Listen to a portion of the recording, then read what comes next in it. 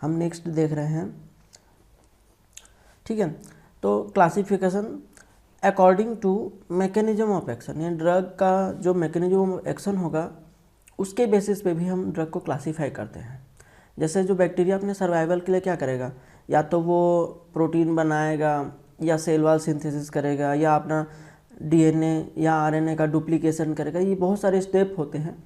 अगर in step में से किसी भी स्टेप को हम क्या करें, रोक दें, तो क्या करेगा, या तो बैक्टीरिया अपना प्रोटीन नहीं बना पाएगा जिससे उसका सर्वाइवल जो है प्रॉब्लम होगा, या अपना सेल वॉल नहीं बना पाएगा।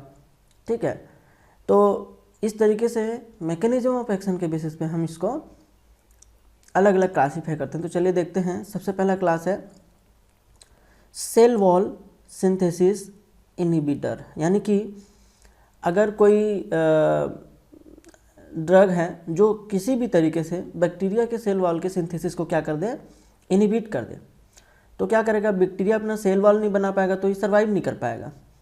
ठीक है, तो देखिए इस क्लास में कौन कौन सा ड्रग आता है, पेनिसिलिन्स, सिफेलोस्पोरिन्स, इसके अलावा साइक्लोसेरिन्स, वैंकोमाइसिन्स, बेसिट्रासिन्स, इमिडाजोल और बहुत सारे एंटीफंगल एजेंट्स हैं, है ना। तो जनरली ये देखिए, ये जो पेनिसिलिन, सिफेलोस्पोरिन है, ये किसके अंदर आता है, बीटा लैक्टम एंटीबायोटिक, यानी बीटा लैक्टम एंटीबायोटिक का जो मेन फंक्शन है वो क्या है, सेल वॉल सिंथेसिस इनिबिशन। वो सेल वॉल के सिंथेसिस को किसी भी मैकेनिज्म से क्या करेगा, इनिबिट करेगा और बैक्टीरिया के ग्रोथ को रोकेगा। तो ये हो गया आपका सेल वॉल सिंथेसिस इनहिबिटर। फिर देखते हैं agent that act directly on the cell membrane of the micro organism. ठीक है, तो ये क्या करेगा, अभी सेल वॉल की बात की थी हमने, अभी हम सेल मेम्ब्रेन की बात कर रहे हैं कि ये सेल मेम्ब्रेन पे अफेक्ट करेगा। यानी कि ये क्या करेगा कि जो सेल मेम्ब्रेन है इसमें वो पोर्स बना देगा। ठीक है, ये क्या करता है, परमिबिलिटी को अफेक्ट करता है, पोर्स बना देता है, जो कि किस चीज़ के लिए रिस्पॉन्सिबल होगा, लीकेज के लिए रिस्पॉन्सिबल होगा। ठीक है, अब लीकेज मतलब कि अगर साइटोप्लाज्म क्या हो कि किसी भी सेल वॉल में अगर छेद हो जाए और साइटोप्लाज्म उस छेद से बाहर निकल जाएगा तो वो सेल की डेथ हो जाएगी। ठीक है, तो ऐसा जो एजेंट है जो सेल मेम्ब्रेन पे इफेक्ट करेगा और उसमें पोर्स बना देगा जिससे कि लीकेज होने लगेगा, किसका, साइटोप्लाज्म का, तो उसके वजह से सेल श्रिंक हो जाएगा और डेथ हो जाएगी। तो उसके अंदर कौन कौन से ड्रग आते हैं, पॉलीमिक्सिन, पॉलीइन और कुछ एंटीफंगल एजेंट्स हैं, है ना, निस्टेटिन, एम्फोट्रेसिन बी।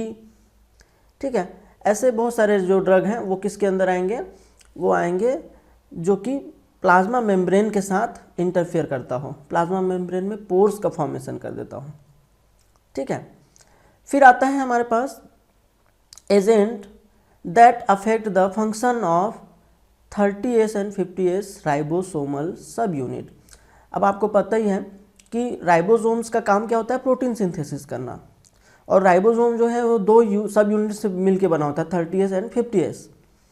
तो इन दोनों में से किसी एक को या दोनों को ऐसा कोई एजेंट होगा जो अफेक्ट करेगा जिससे कि बैक्टीरिया जो है अपना वो प्रोटीन का सिंथेसिस नहीं कर पाएगा। यानी कि आपको पता है कि प्रोटीन जो होता है ये ज़रूरी होगा किसी भी सेल की सर्वाइवल के लिए, यानी कि जैसे एंजाइम्स का फॉर्मेशन करना, एंजाइम्स भी नेचर में क्या होता है, प्रोटीन ही होता है।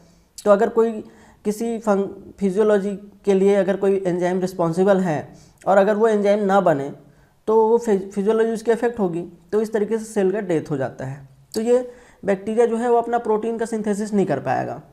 ठीक है, तो प्रोटीन सिंथेसिस इनहिबिटर में कौन कौन आएंगे, प्रोटीन सिंथेसिस इनहिबिटर में आएंगे देखिए टेट्रासाइक्लिन्स, ठीक है, इरिथ्रोमाइसिन्स, क्लोरमफेनिकॉल्स, क्लिंडामाइसिन्स, ऐसे और भी बहुत सारे ड्रग हैं जो क्या करते हैं, ये 30S और 50S राइबोसोम सब यूनिट से जाकर जुड़ जाते हैं और प्रोटीन सिंथेसिस को कहीं ना कहीं जाकर वो क्या करेंगे, इनहिबिट करेंगे।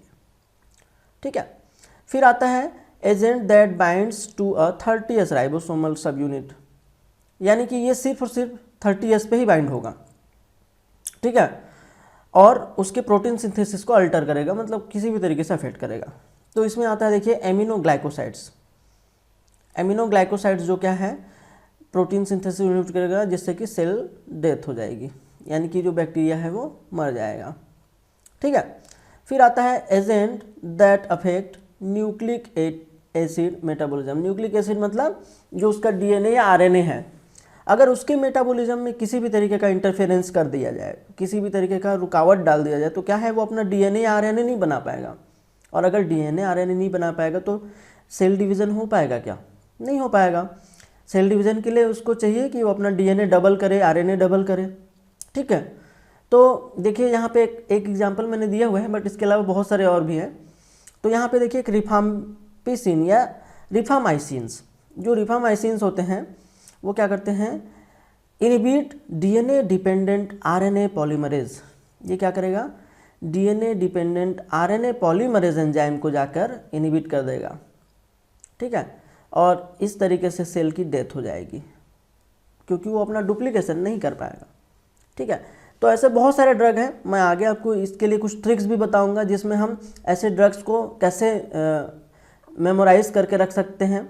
ठीक है, तो चलिए नेक्स्ट क्लास में देंगे। आपको समझ में आ गया ना कि जो मैकेनिज्म है वो क्या करेगा, कहीं ना कहीं बैक्टीरिया के किसी न किसी स्टेज में जाकर उसको रोकेगा, या तो उसके प्रोटीन सिंथेसिस को, या फिर उसके सेल वॉल के सिंथेसिस को, है ना, या तो सेल वॉल सिंथेसिस को, या सेल मेम्ब्रेन को, या डीएनए या आरएनए जो है उसको, या फिर folic acid synthesis. Folic acid भी जो है किसी भी बैक्टीरियल सेल के लिए बहुत ज़रूरी है फोलिक एसिड सिंथेसिस करना। तो ऐसे ही वो किसी भी स्टेप में जाके अगर किसी भी प्रोसेस को रोक देता है तो अल्टीमेटली ये सेल की डेथ हो सकती है या इसका ग्रोथ जो है वो रुक सकता है।